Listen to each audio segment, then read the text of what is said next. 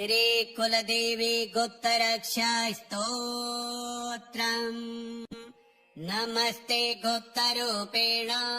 कुलसंरक्षणेश्वरी, भक्तानां वरदा नित्यम् दुर्गाम् दुष्टविनाशिनी। कुलदोषप्रशमने त्वम् शक्तिः परमेश्वरी, गृहशान्तिप्रदात्री च नमो गुप्ते नमोऽस्तु ते। पितृशापहरम् देवे ग्रहपीडा प्रणाशिनी, रक्ष माम् सर्वदा माता भवदया नमोऽस्तु ते। दुश्चिन्ता दुःस्वप्ननाशे त्वम् हि शरणदायिनी, गूढसेव्ये महेशानि कुलदेवी नमोऽस्तु ते। सर्वरोगहराम् देवीम् सङ्कटत्राणकारिणीम्, शुभदाम् मङ्गलाम् देवीम् नमामि कुलदेव्यताम्। सदा गुप्तगृहस्थायै मातृरूपेण संस्थिताम्, श्रीं ह्रीं क्लीं बीजरूपाम् ताम् वन्दे भक्तिपरायणाम्। नारीणाम् कुलरक्षायै नराणाम् च कृपालुके, गूढमन्त्रजपप्रिया नमस्ते कुलपूजिते। दीनबन्धुम् कृपामय्यम् दारिद्र्यम् हरवल्लभे, त्वमेव मातरम् जान्मे रक्ष माम् भयतः सदा। गूढपूजा समायुक्ता ये त्वम् भक्त्या स्मरन्ति च, तेषाम् कष्टम् नश्यन्त्येव सिद्धिर्भवति निश्चिता। एषा रक्षा कुलस्तुतिः गुप्तदेव्यै समर्पिता, यः पठेत् श्रद्धया नित्यम् स जातो न भयङ्करः। नमस्ते गुप्तरूपेण कुलसंरक्षणेश्वरी, भक्तानां वरदा नित्यम् दुर्गाम् दुष्टविनाशिनी। कुलदोषप्रशमने त्वम् शक्तिः परमेश्वरी, गृहशान्तिप्रदात्री च नमो गुप्ते नमोऽस्तु ते। पितृशापहरम् देवी ग्रहपीडा प्रणाशिनी, रक्ष माम् सर्वदा माता भवदया नमोऽस्तु ते। दुश्चिन्ता दुःस्वप्ननाशे त्वम् हि शरणदायिनी, गूढसेव्ये महेशानि कुलदेवी नमोऽस्तु ते। सर्वरोगहराम् देवीम् सङ्कटत्राणकारिणीम्, शुभदाम् मङ्गलाम् देवीम् नमामि कुलदेव्यताम्। सदा गुप्तगृहस्थायै मातृरूपेण संस्थिताम्, श्रीं ह्रीं क्लीं बीजरूपाम् ताम् वन्दे भक्तिपरायणाम्। नारीणाम् कुलरक्षायै नराणाम् च कृपालुके, गूढमन्त्रजपप्रिया नमस्ते कुलपूजिते। दीनबन्धुम् कृपामय्यम् दारिद्र्यम् हरवल्लभे, त्वमेव मातरम् जान्मे रक्ष माम् भयतः सदा। गूढपूजा समायुक्ता ये त्वम् भक्त्या स्मरन्ति च, तेषाम् कष्टम् नश्यन्त्येव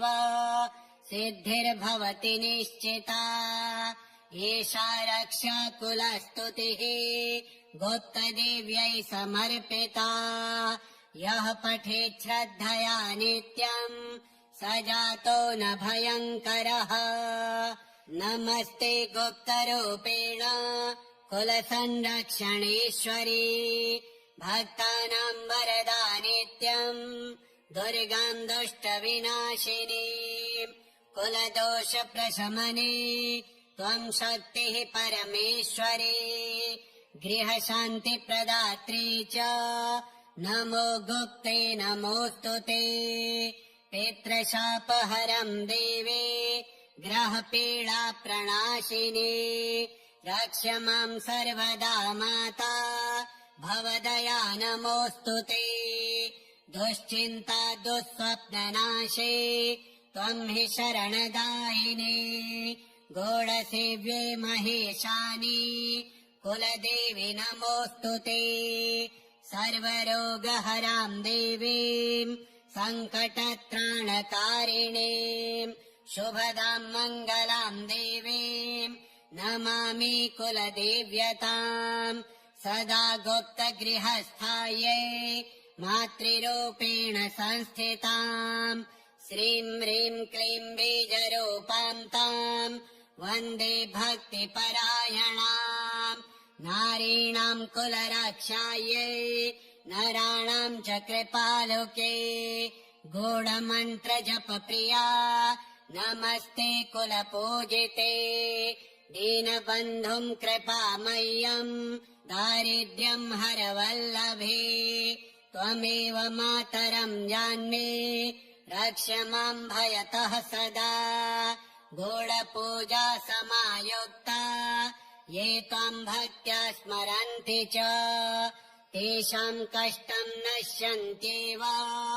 सिद्धिर्भवति निश्चिता ईशा रक्षा कुलस्तुतिः गुप्तदेव्यै समर्पिता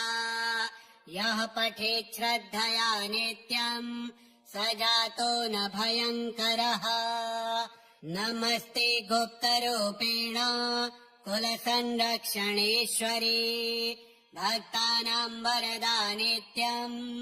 दुर्गां दुष्टविनाशिनी कुलदोषप्रशमने त्वं शक्तिः परमेश्वरी गृहशान्तिप्रदात्री च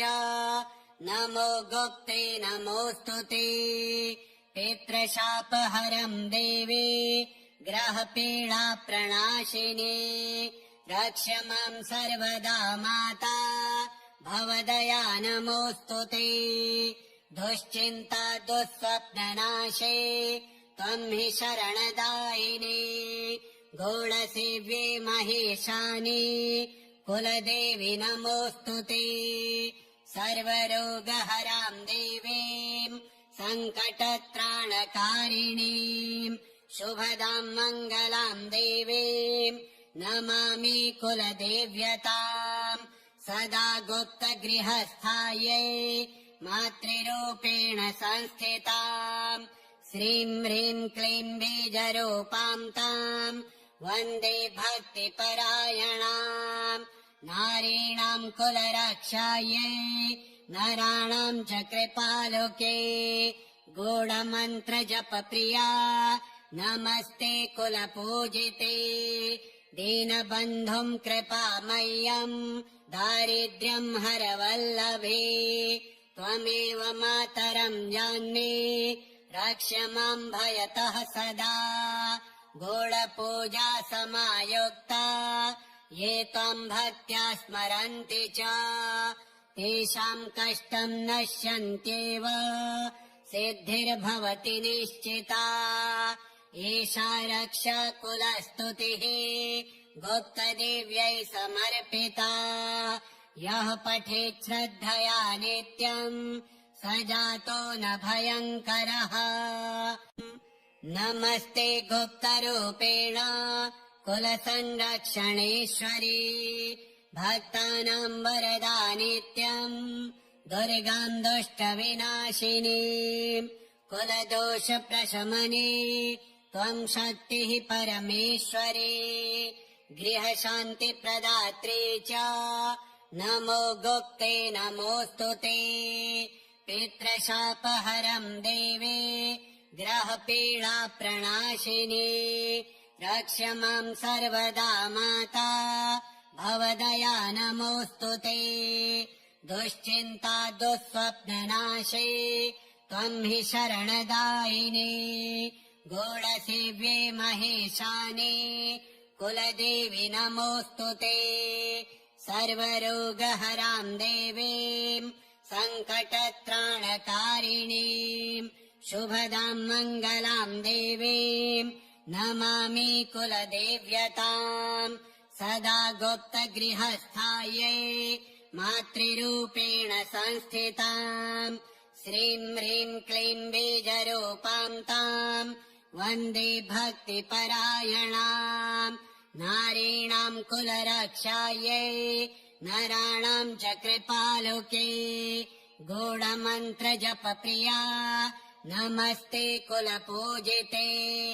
दीनबन्धुम् कृपामय्यम् दारिद्र्यम् हरवल्लभे त्वमेव मातरम् जान्मे रक्ष माम् भयतः सदा गूढपूजा समायुक्ता ये त्वम् भक्त्या स्मरन्ति च तेषाम् कष्टम् नश्यन्त्येव सिद्धिर्भवति निश्चिता एषा रक्षा कुलस्तुतिः गुप्तदेव्यै समर्पिता यः पठेत् श्रद्धया नित्यम् स जातो न भयङ्करः नमस्ते गुप्तरूपेण कुलसंरक्षणेश्वरी भक्तानाम् वरदा नित्यम् दुर्गाम् दुष्टविनाशिनी कुलदोषप्रशमने त्वम् शक्तिः परमेश्वरी गृहशान्तिप्रदात्री च नमो गुप्ते नमोऽस्तु ते पितृशापहरम् देवी ग्रहपीडा प्रणाशिनी रक्ष माम् सर्वदा माता भवदया नमोऽस्तु ते दुश्चिन्ता दुःस्वप्ननाशे त्वम् हि शरणदायिनी गूढसेव्ये महेशानि कुलदेवी नमोऽस्तु ते सर्वरोगहराम् देवीम् सङ्कटत्राणकारिणीम् शुभदाम् मङ्गलाम् देवीम् नमामि कुलदेव्यताम् सदा गुप्तगृहस्थायै मातृरूपेण संस्थिताम् श्रीं ह्रीं क्लीं बीजरूपां ताम् वन्दे भक्तिपरायणाम् नारीणाम् कुलरक्षायै नराणाम् च कृपालुके गूढमन्त्रजपप्रिया नमस्ते कुलपूजिते दीनबन्धुम् कृपामय्यम् दारिद्र्यम् हरवल्लभे त्वमेव मातरम् जान्मे रक्ष माम् भयतः सदा गूढपूजा समायुक्ता ये त्वम् भक्त्या स्मरन्ति च तेषाम् कष्टम् नश्यन्त्येव सिद्धिर्भवति निश्चिता एषा रक्षा कुलस्तुतिः गुप्तदेव्यै समर्पिता यः पठेत् श्रद्धया नित्यम् स जातो न भयङ्करः नमस्ते गुप्तरूपेण कुलसंरक्षणेश्वरी भक्तानाम् वरदा नित्यम् दुर्गाम् दुष्टविनाशिनी कुलदोषप्रशमने त्वम् शक्तिः परमेश्वरी गृहशान्तिप्रदात्री च नमो गुप्ते नमोऽस्तु ते पितृशापहरम् देवे ग्रहपीडा प्रणाशिनी रक्ष माम् सर्वदा माता भवदया नमोऽस्तु ते दुश्चिन्ता दुःस्वप्ननाशे त्वम् हि शरणदायिनी गूढसेव्ये महेशानि कुलदेवी नमोऽस्तु ते सर्वरोगहराम् देवीम् सङ्कटत्राणकारिणीम् शुभदाम् मङ्गलाम् देवीम् नमामि कुलदेव्यताम् सदा गुप्तगृहस्थायै मातृरूपेण संस्थिताम् श्रीं ह्रीं क्लीं बीजरूपां ताम् वन्दे भक्तिपरायणाम् नारीणाम् कुलरक्षायै नराणाम् च कृपालुके गूढमन्त्रजपप्रिया नमस्ते कुलपूजिते दीनबन्धुम् कृपामय्यम् दारिद्र्यम् हरवल्लभे त्वमेव मातरम् जान्मे रक्ष माम् भयतः सदा गूढपूजा समायुक्ता ये त्वाम् भक्त्या स्मरन्ति च तेषाम् कष्टम् नश्यन्त्येव सिद्धिर्भवति निश्चिता ईशा रक्ष कुलस्तुतिः गुप्तदेव्यै समर्पिता यः पठेत् श्रद्धया नित्यम् स जातो न भयङ्करः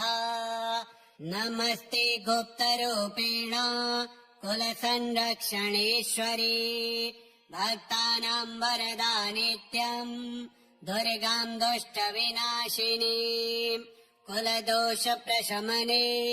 त्वम् शक्तिः परमेश्वरी गृहशान्तिप्रदात्री च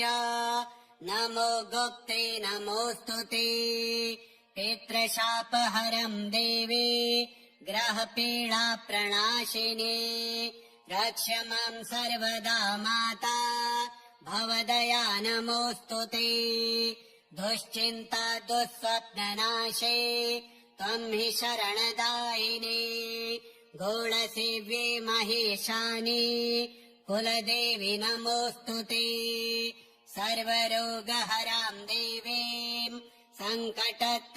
सङ्कटत्राणकारिणीम् शुभदाम् मङ्गलाम् देवीम् नमामि कुलदेव्यताम् सदा गुप्तगृहस्थायै मातृरूपेण संस्थिताम् श्रीम् ह्रीम् क्लीम् बीजरूपाम् ताम् वन्दे भक्तिपरायणाम् नारीणाम् कुलरक्षायै नराणाम् च कृपालुके गूढमन्त्रजपप्रिया नमस्ते कुलपूजिते दीनबन्धुम् कृपामय्यम् दारिद्र्यम् हरवल्लभे त्वमेव मातरम् जान्ये रक्ष माम् भयतः सदा गूढपूजा समायुक्ता ये त्वम् भक्त्या स्मरन्ति च तेषाम् कष्टम् नश्यन्त्येव सिद्धिर्भवति निश्चिता एषा रक्ष कुलस्तुतिः गुप्तदेव्यै समर्पिता यः पठेत् श्रद्धया नित्यम् स जातो न भयङ्करः नमस्ते गुप्तरूपेण कुलसंरक्षणेश्वरी भक्तानाम् वरदा नित्यम् दुर्गाम् दुष्टविनाशिनी कुलदोषप्रशमने त्वम् शक्तिः परमेश्वरी गृहशान्तिप्रदात्री च नमो गुप्ते नमोऽस्तु ते